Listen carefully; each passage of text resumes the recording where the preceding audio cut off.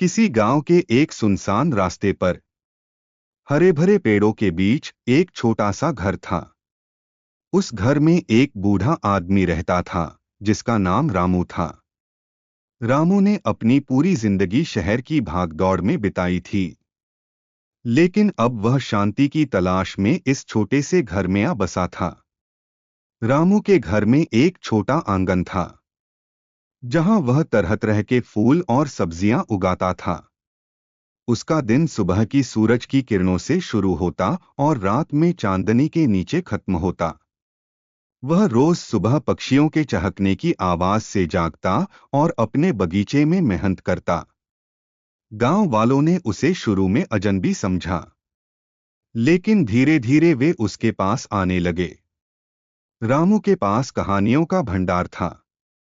वह बच्चों को परी कथाएं सुनाता, जवानों को जीवन के अनुभव बताता और बूढ़ों के साथ बीते समय की बातें करता। रामू का घर छोटा जरूर था, लेकिन उसका दिल बहुत बड़ा था। वह हर जरूरतमंद की मदद करता, चाहे वह गांव का कोई गरीब बच्चा हो या कोई बीमार यात्री जो रास्ता भटक गया हो। एक दिन एक मुसाफिर उस रास्ते से गुजर रहा था। बारिश हो रही थी और अंधेरा घिरने लगा था। मुसाफिर ने रामू के घर की ओर देखा, जहां से हल्की रोशनी झलक रही थी।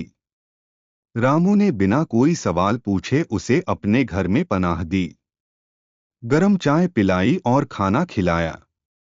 मुसाफिर ने कहा, तुम इस छोटे से घर में अकेले रहते हो, फिर भी इतने खुश कैसे हो?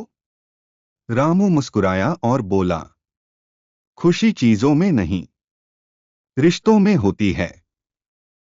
यह घर छोटा हो सकता है, लेकिन इसमें सुकून और अपनापन भरा है। इस घटना के बाद रामू की कहानी गांव भर में फैल गई। लोग उसे सुकून के आदमी के नाम से पुकारने लगे।